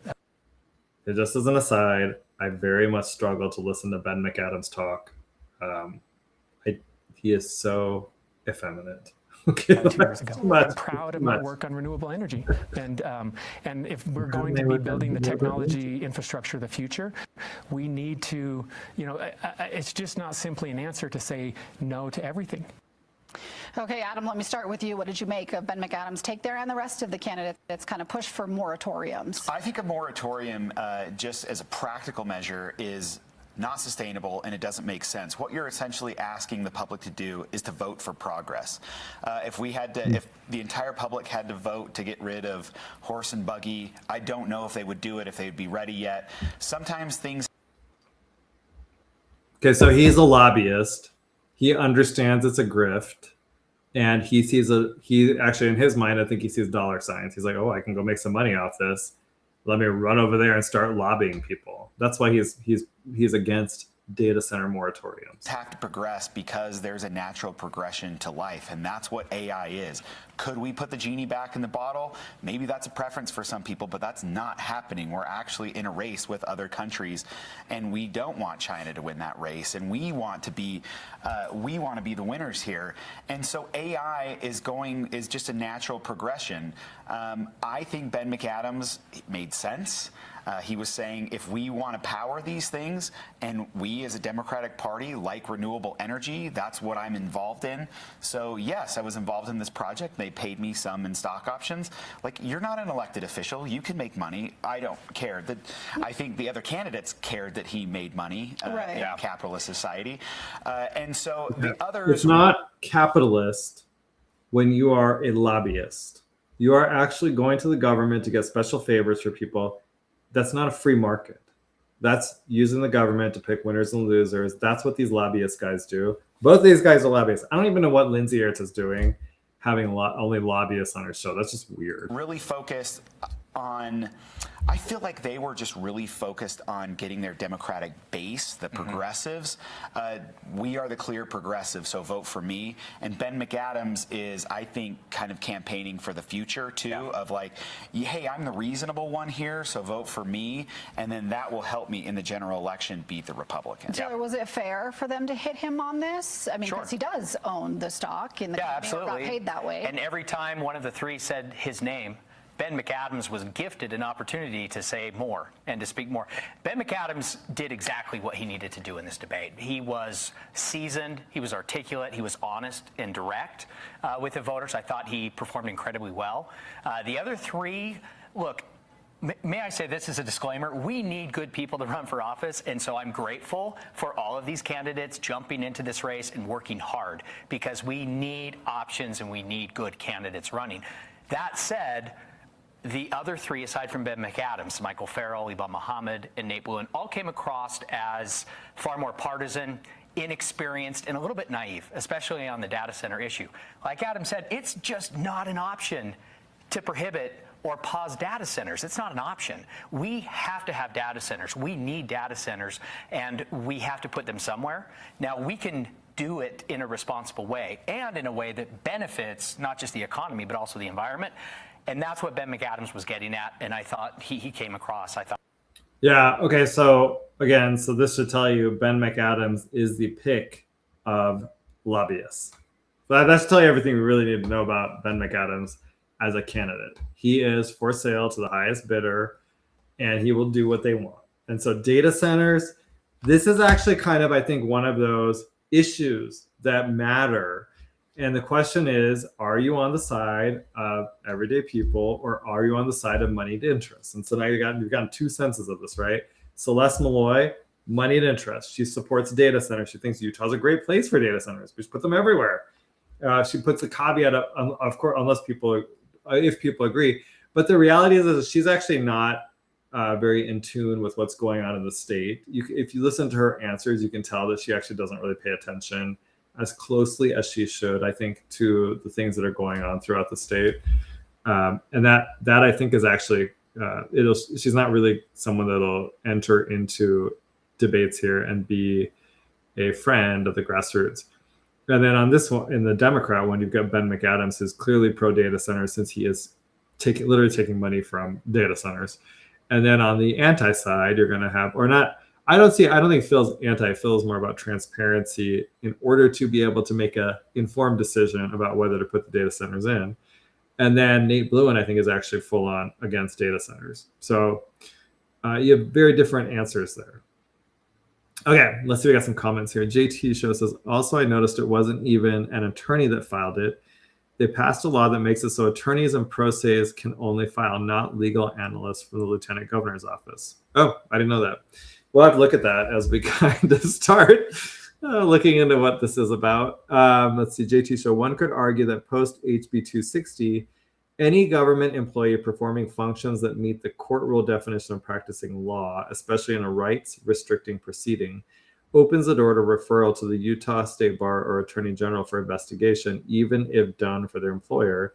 The bill's enforcement tools are broad, so injunctions and referrals. Okay, interesting. I'll have to take a look at that because I actually didn't hear about that before. And like I said, I really have not looked at it in detail yet. I'm just shocked that they filed it because to be a vexatious requester, I don't think this is an example of that.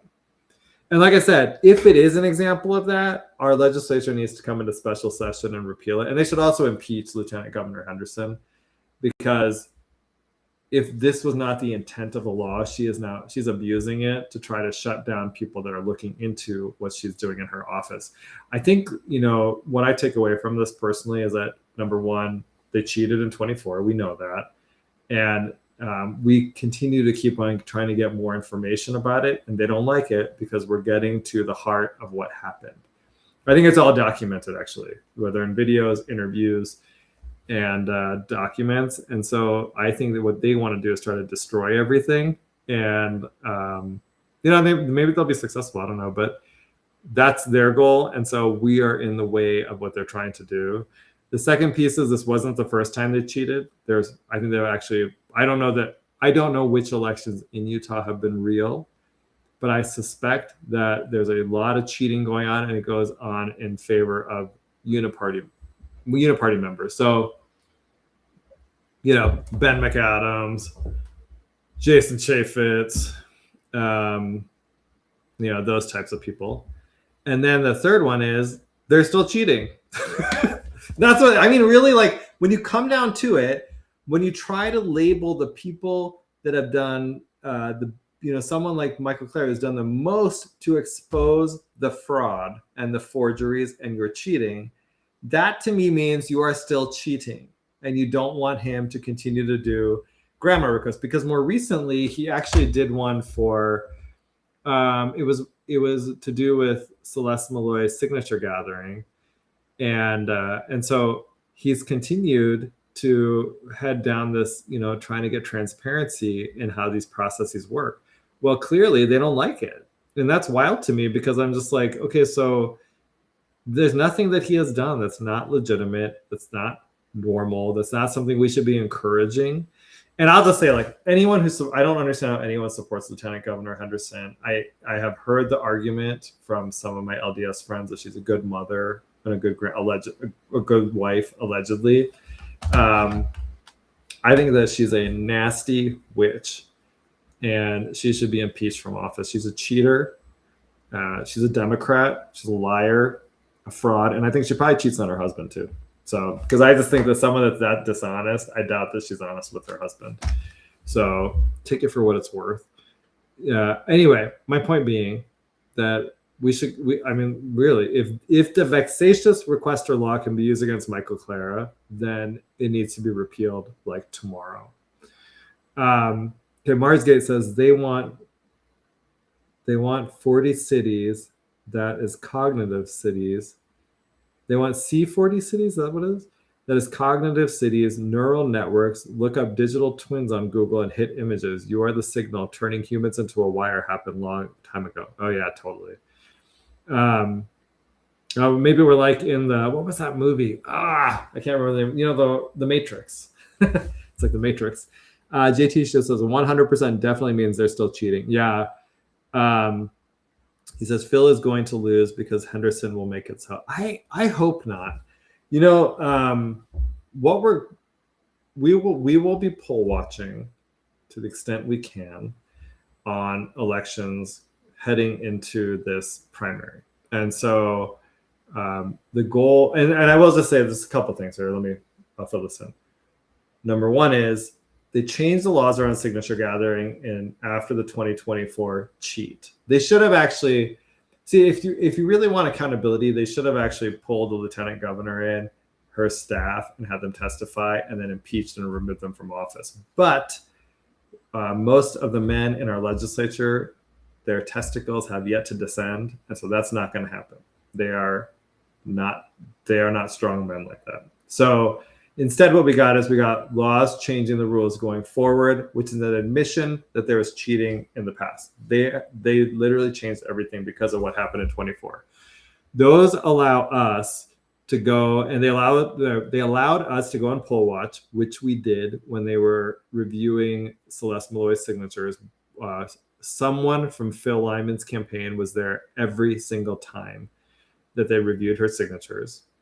Now we will go and look at her signature packets, which we are allowed to do under the statute. We were waiting for that lieutenant governor's office to respond to a grammar request, which I don't even know if they're going to now because of this weird vexatious requester thing. And then for the primary election, now I would say here's the problem. There is that because we have a mail voting system, they start processing ballots as soon as they receive them. And that means that they will start processing ballots probably the day after ballots go out, because some people will mail them in right away. And so I don't have the capacity, and I don't know anyone that has the capacity to go and sit there for essentially 3 weeks total and watch them process ballots. It's not feasible, and it's not possible. So that's like the biggest problem I would say with a mail system, is because they don't just process the ballots in a day, you can't really get people to poll watch, which of course opens it up to cheating. And that's a real problem. It's it's one of the negatives of having a mail system. So I'd say that's an issue for sure. And we'll have to kind of, I'll have to figure out how to handle that.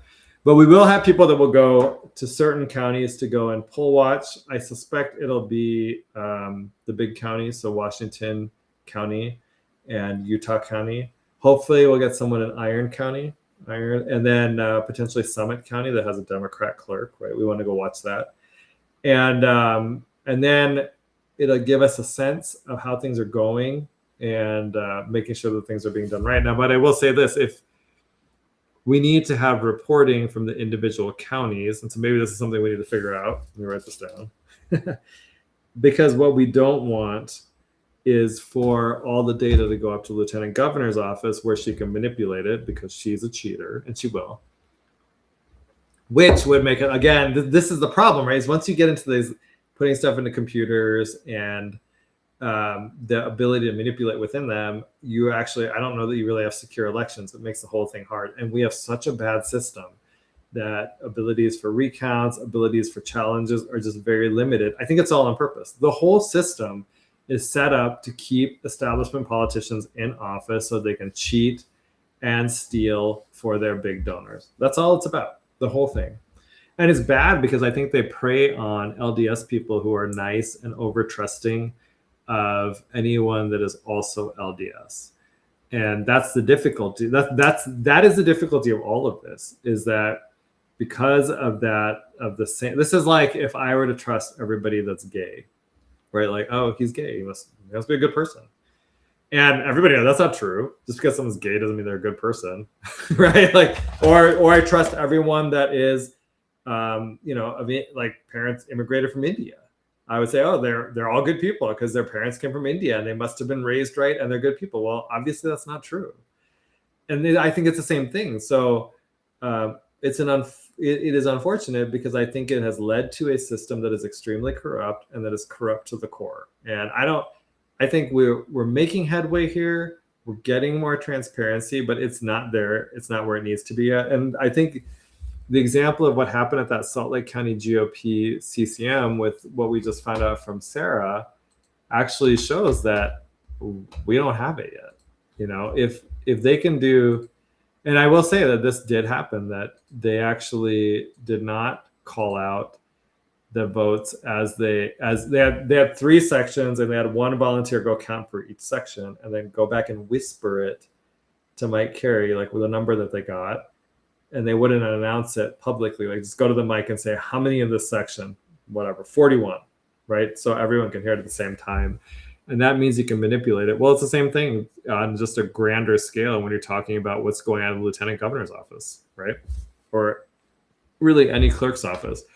Now, I will say, JT showed this to your point, I actually think the 3rd congressional district may have better, at least somewhat of less election fraud issues overall, meaning that I don't think that we'll see physical, like one of the things they can do with mail ballots is they can adjudicate your vote and change it. I don't think we'll see that being abused as much as if Salt Lake County was involved in this. Actually, you know, I'm actually going to set Salt Lake County aside. Davis County.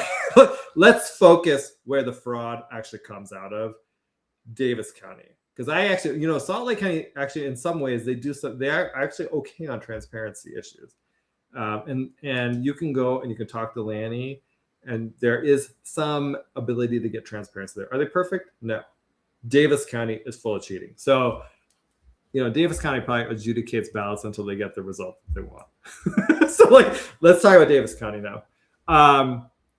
But so that's where we're going. Okay. Like, you know, we'll do the best we can under the system that we have. And if we think there's cheating, we will challenge it. I don't see any issue with that. Hopefully let's make it too big to rig. I will just go with what Trump said. I think it's right. The goal here should make it too big to rig. Here, I think it's more difficult to cheat because Celeste has horrible votes. I mean, I don't even think she's a Republican. Well, she's a Republican. She's a uniparty, right? So she supports kill switches in vehicles. She supports giving pesticide makers a liability shield so you can't sue them if one of your family members gets cancer. She supports allowing you to be spied on by the government without a warrant. She supports, she wants to hide hush money payments made by congressmen about sexual misconduct allegations. I mean, who votes for that stuff? Those votes are so obviously bad. And what they'll say, there's some of our supporters will say, well, she voted to extend the tax cuts, Trump's tax cuts and make them permanent. Okay, is there any Republican that wouldn't do that? It's really not, I can get tax cuts from any Republican. That's like the easiest issue out there. All Republicans want to cut taxes all the time. In Utah, all the Republicans want to, get more water. They want to do stuff with federal land, although there was a real distinction between the two of them on the federal land issue. And so when you understand that on these basic issues, a lot of Republicans, they'll be pretty, they're kind of similar-ish. Then you get into these real surveillance state issues, and there's a massive difference between these two, a huge difference. And then you have to wonder, well, if I could get the tax cuts either way, why would I vote for the person that wants to surveil me? What is that? And by the way, on the FISA thing, Congress exempted themselves from the exact same rule, because if the FBI wants to search for a Congress member's information in the data that they have collected through FISA, they have to go and notify the congressman's office, except under certain circumstances, that they're going to do that. They don't have to do that for you and me. So that might be why Celeste is okay with warrantless wiretapping of Americans, is that it doesn't really impact her in any sort of ways. And who knows what it would find if it did. I mean, I know what it would find if it did. Not all of you do, though. But I think if you thought about it, you could figure it out. Let's see. JT Show says it adds a new chapter to the second edition of my book. Well, hopefully not. I don't want to add that chapter to your book. I would like Phil to win. And like I said, I do think the goal should be to make it too big for them to rig. It wouldn't be realistic here if she blows it out or something. So this is going to be, I think, a close election, maybe potentially close. And I think that's what they want it to be a close election. I'm not sure it's going to be close. I should say that. They want it to be a close election because then it gives them the opportunity to cheat. And I guarantee you they're going to cheat. So, and then we know that because they filed that vexatious request.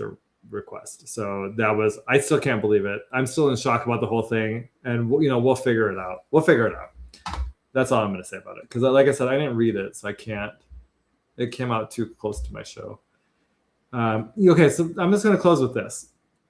We have 2 minutes. This is the 250th anniversary of our Declaration of Independence. And I was talking to my mom about it yesterday, and they immigrated here in 1974, and so they were here for the 200th. And my mom was like, it was a beautiful thing. They remember it. It was a great celebration, and they were newer immigrants. They had only been here 2 years. They didn't have any kids. I'm their oldest, and I was born in 1977. So, but she was like, it's so weird. I don't feel like people are really celebrating this year at all. And I feel the same way. I do feel like we just don't have, obviously I wasn't alive when the 250th happened, but I just feel like we don't have that unity that must have been there at that time today anymore.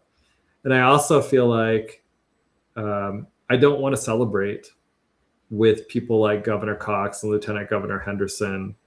I actually think they would not have even been people that fought for independence. I think they would have been loyalists. And so I don't want to go to events where people like that are trying to tell me about the founding of America. I think they're disgusting people. And, they violated our rights during COVID. And they still would today if they could. They cheat in elections. That is not the American spirit. That's not the American way.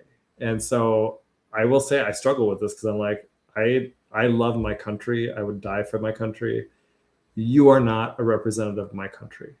You are actually a bad person who is corrupting our system, taking our rights away from us, and who does not respect our founding fathers. And you should not be running any sort of celebration for the 250th anniversary of our independence, because you do not represent it in any way, shape, or form. With that, we are at time. I guess we'll talk about it more maybe next week. JT Show, I'll try to, as we get more information about that, I'll report on it, as we move forward. Anyway, it's been a pleasure. This is the Goud Crowd. I'm your host, Goud. We're on every Monday from 5 to 7. Well, almost every Monday from 5 to 7. You can find us live on my X handle, which is Goud, the number 4 Utah. And then also you can find us at kmmu.org. And then YouTube and Rumble and X and it's Main Street Media Utah. All right, it's been a pleasure. Thanks a lot, guys. And we will see you next week.